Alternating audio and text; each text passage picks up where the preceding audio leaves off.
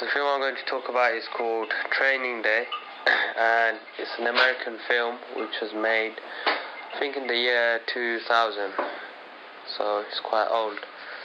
And the main story is about two police officers. So one of them is an experienced police officer. He works in the investigations unit. So he's a police officer of a high rank. So he has to mainly investigate on big issues within American society at the time. The main issues were mainly drugs and gang-related violence. So he has to basically clean up these issues by finding the main people who are responsible. So he doesn't target those who just do small crimes. He has to target the people that they are working for. So mainly the leading gangsters or the leading criminals. He has to find out who they are and be able to gather enough evidence and lock them away. And the other character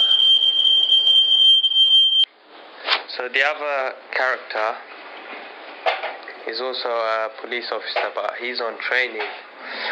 So he's new to this environment where these investigations are carried out. So again,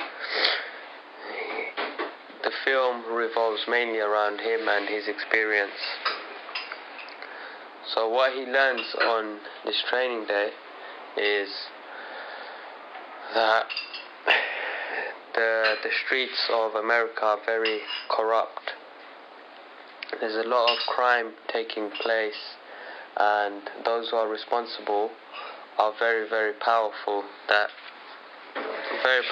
So powerful that the police can't even get near them, can't even gather enough evidence to capture them, because they are really smart and advanced in everything that they do. So both of these men work together to pursue these criminals, and they find it really difficult. But as the film unfolds, we see the main police officer, who's quite experienced, he's actually become corrupt like these drug dealers, because he takes part in a sense, he takes money from criminals and guarantees them security. Because he has the ability to lock them away, he uses that as a money-making scheme. So he offers protection to these criminals by not arresting them, and they also give him money. So when his partner finds this out, so the actual officer who is on training day, he doesn't really like this, because he's someone who strives for justice. He wants to bring down criminals who are responsible. He wants to obviously make the world a better place. And eventually, towards the end of the film, we see that the main police officer, he's made a lot of enemies by taking a lot of too much money from these criminals, because criminals will always have a lot of money, but they won't be willing to give as much of it away. So the police officer gets very, very greedy, and at the end he creates too many enemies against him. As a result, towards the end of the film, he is killed by the criminals, while his partner tries to defend him, but he's unable to. They don't harm his partner because they know that he is not corrupt like the other officer. So they spare his life, but they make him watch his other colleague die in front of his eyes. The film is very powerful and shows how how poisonous corruption is and the damage it can do to people.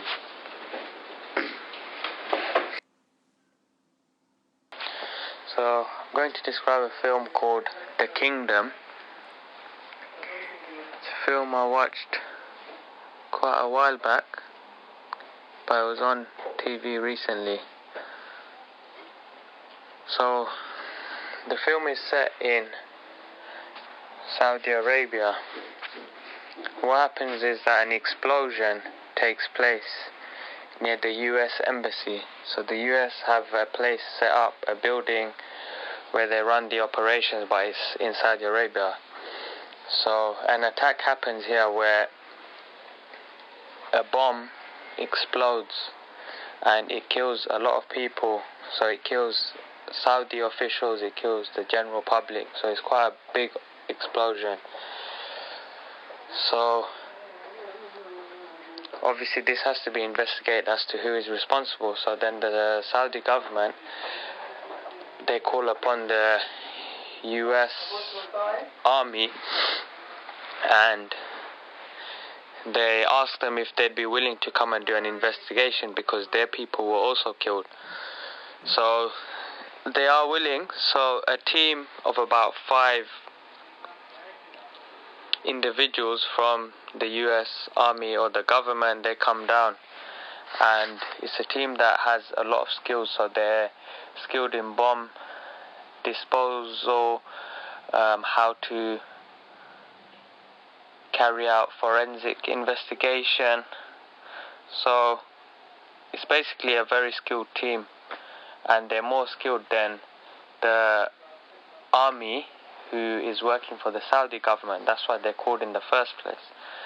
So they come, and when they first try to carry out the investigation within the place that the explosion happened, they met with a lot of hostility because the Saudi officials don't really like them because they're American and they don't give them full authority.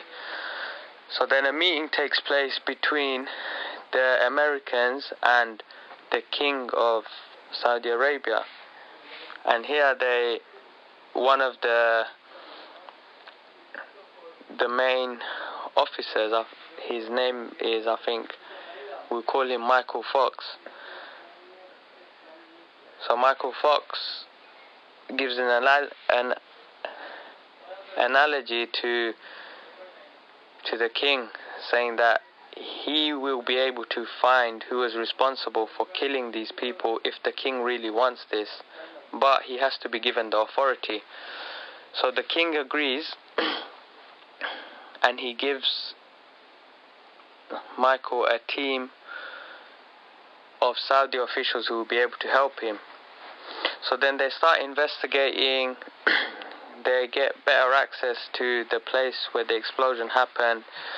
They carry out tests. They find that within the ground the bomb was buried very deep. So they're able to take this apart and then match the clues up. And the clues basically lead them to discover that the person who carried it out has done these sort of explosions before. So it's someone who's skilled in bomb making, and they fear that this person will carry out another attack soon. And the person that they finally look for is a guy called Abu Hamza. So he is someone who wants to kill as many people as he can. So in a sense, he's a terrorist. So they eventually make steps to find this person, and they investigate. And in the process, one of the American army officials is actually snatched away when they're on duty by Abu Hamza's men, and they plan to execute him. So when this happens, the other team or the team of army, or the American team and the Saudi team, they pursue Abu Hamza's men who are taking this soldier and then they basically go really far in the pursuit. They almost lose them, but then they come in to this town. It's like a village, and here is where all the terrorists stay. So the terrorists start to open fire at them. They start shooting them with guns, and also try to kill all of them.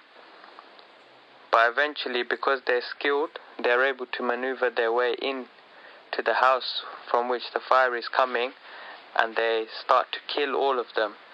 They then basically secure the building, but they still don't find Abu Hamza. So on their way out, they hear a baby crying. So they go to this house and give this baby a sweet, and at the same time there's a man there, an old man, and he's missing a finger. So that basically shows someone who's involved in bombs. In the film it shows that they're most likely to be missing a finger, and that's one of the clues that was given for them to identify who Abu Hamza was, because they don't know what he looks like. So then they meet him, and as soon as they realize that it's him, from the other room, another one of his friends comes to kill the officers, and he opens fire and he kills one of them. But then one of the other members of the army shoots his friend, and they also shoot Abu Hamza, so then he dies. And then that's how they basically end the film, with the main villain, who's Abu Hamza, die. And it's one of those films that shows again of the positive side of the American army. So in a way it's a film that's made to, I think, promote being in the army. So it's got a hidden agenda for those who pay attention to it. So promotes being, how you could bring good to the world if you're in the army. It promotes that illusion, and it also shows how they can help in other countries, although other countries don't want them there. So they've gone into Saudi Arabia and they're able to help the Saudi government. But in reality, when they go to other countries, they take advantage of these countries and put them in a very negative, awkward situation, because the American government is actually like parasites. They go to places and they feed off that place until they've made it dry and they can't reap any more benefits from it, and then they leave. So the film doesn't show that aspect, but it shows the action, things that, you know, people are interested in, things that might make them consider joining the army. And that's what a lot of these films have. That's the hidden message or the agenda within that. I'm going to talk about a very popular film called Hannibal. It was made around the 1980s, and it was a unique film, therefore it was a great hit. It was a Hollywood film, and the main storyline was about a serial killer, and he was a lecturer in a university, and his name was Hannibal Lecter.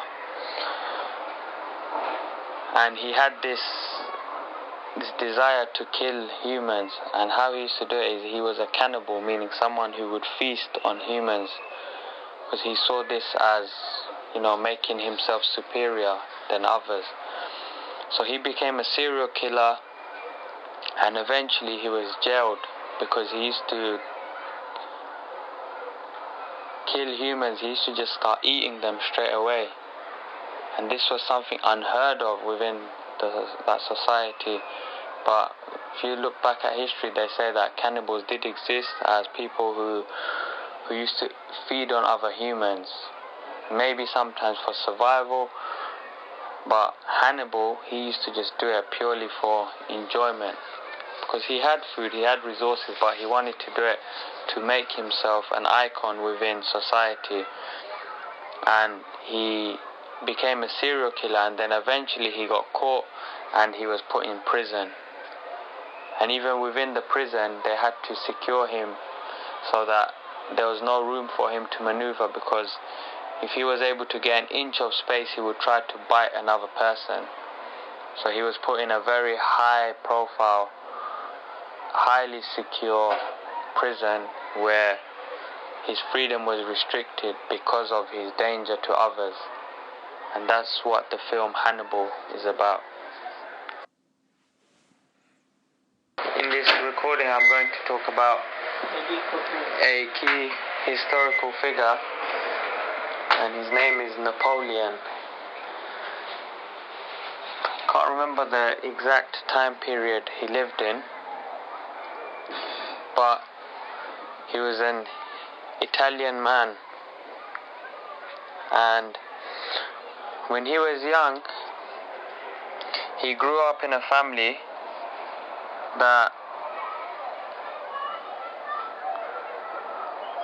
was a middle class family. You could say even maybe a lower class family. So they didn't have access to education and opportunities like other people did. But this man Napoleon, although he came from a very low class family, he had a big ambition. And that's what makes him a key historical figure. So he used to have friends who, when he was young, they used to waste time hanging around, not doing anything productive. Whereas him, he was always reading books, he was always educating himself, he was very active in seeking knowledge. And he read across a variety of fields, and one field that he focused on was leadership and how to control an army. So he read a lot of books about how to organize one's army when they're in war, how to formulate different strategies to win a war. And he was seeking this knowledge from a very young age because it was something he was interested in. And as he got older, he actually became a highly, dedicated person within the army. And he actually took on a leadership role where he was actually leading the army. And what happened was he started conquering lots of different lands. And that's why he's known today. He conquered various lands, and he was described as someone who was, undefeated on the battlefield because he was very organized. He had a strategy in place purely because he was planning this from a young age. He dedicated his life to this. And even today, the name Napoleon, people immediately associate it with someone who is strong, who is organized, who was seen as someone successful because he was able to win lots of battles, even though these battles were almost impossible to win. But because of his strategy and his organization, he was better than others, and this made him and his army win a lot of battles. And that's why he is regarded as someone successful within this society anyway. His name is mentioned quite a lot. But just to take a lesson, you could see that he became this way because he was committed to seeking this type of knowledge to benefit him. And it did benefit him in a way that he wanted anyway. And this is what made him a strong personality.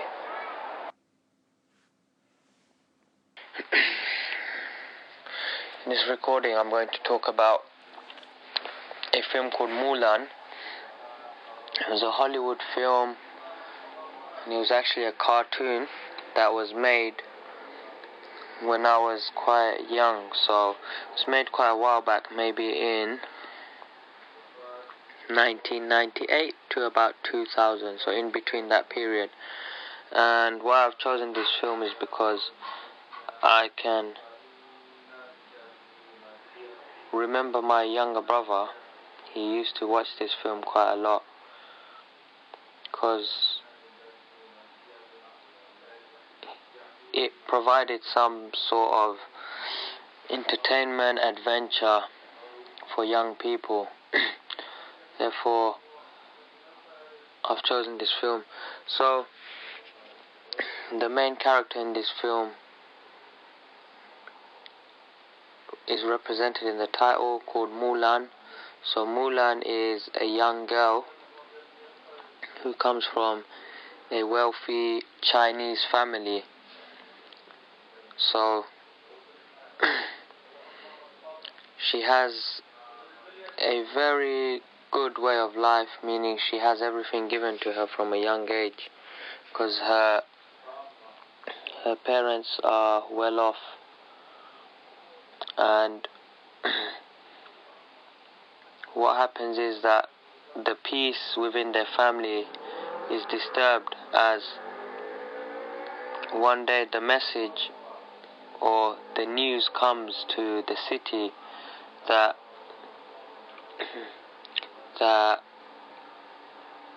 war has been declared, and that the men of the city must join allegiance with the army so that they can defend their country. So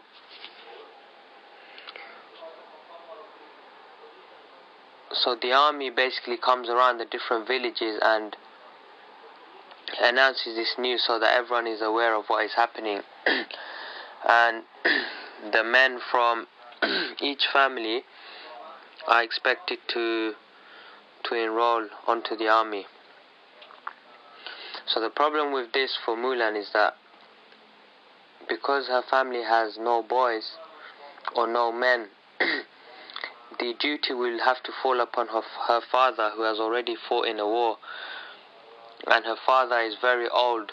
He's probably in his mid-70s or 80s, so he will have to take up this responsibility, and he has already previously fought in the war, so he has a injured leg. So she knows that as soon as this news is declared, that it ultimately means that she will lose her father, most likely forever, because he is very old and he will not turn down the opportunity to represent his country again. So she quickly makes up her mind that she cannot let her father join the army. And what she does is, when the army come, they leave this form of certificate in each household, meaning that the men will have to go and take that certificate as proof that they are from this household. So what she does is, she cuts her hair and she makes her appearance look like that of a young man. So she cuts her hair and she basically tries to imitate a man. She also makes her voice deeper, and in the night she escapes from her house and she takes this certificate from there. And this is the day before that her father is going to leave. So she takes this from her house, she gets onto a horse, and then she goes and enrolls onto the army. So the next day,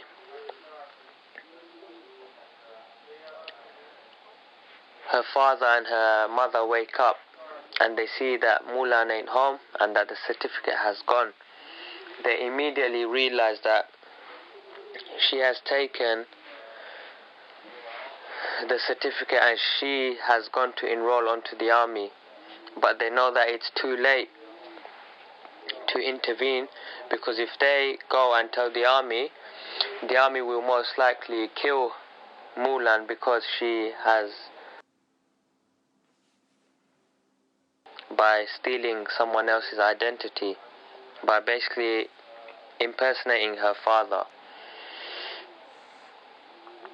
So the parents understand that they are powerless to do anything, and then they just miss their daughter basically. On the other hand, Mulan joins the army, and she starts learning the skills required to fight in the army. And she also finds it very difficult because she has to impersonate a man, and she finds this very difficult. And she has to make sure, she has to be extra cautious, because if she is found out, then it will lead to a lot of trouble. So as the film progresses, Mulan basically is successful in impersonating this soldier. She doesn't get found out, and she develops into a very good fighter. She becomes a powerful member, or an influential member of the army, and she's basically, in a sense, promoted. And what happens is, when the army, meaning when her army goes into the war, the main enemy that they come across is a man called Han. So Han is the person who wants to take over their country, so he's the one who must be defeated. So what happens is, in the final scene of the film, Mulan is successful in defeating Han, and in doing so, she's also found out that she's not actually a man, she's actually a girl. So because she defended her country, and she was successful in defending her country, the army give her some form of award, and they honor her. And her parents become extremely proud of her, because she risked her own life in order to save her father's life. And I think that's why this film is rated very highly by a lot of people, and I think that's why I also enjoyed it, because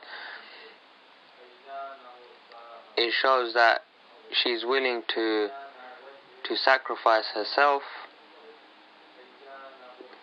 in order to save someone else's life. And she does this by basically protecting her father, because she knows that he will die.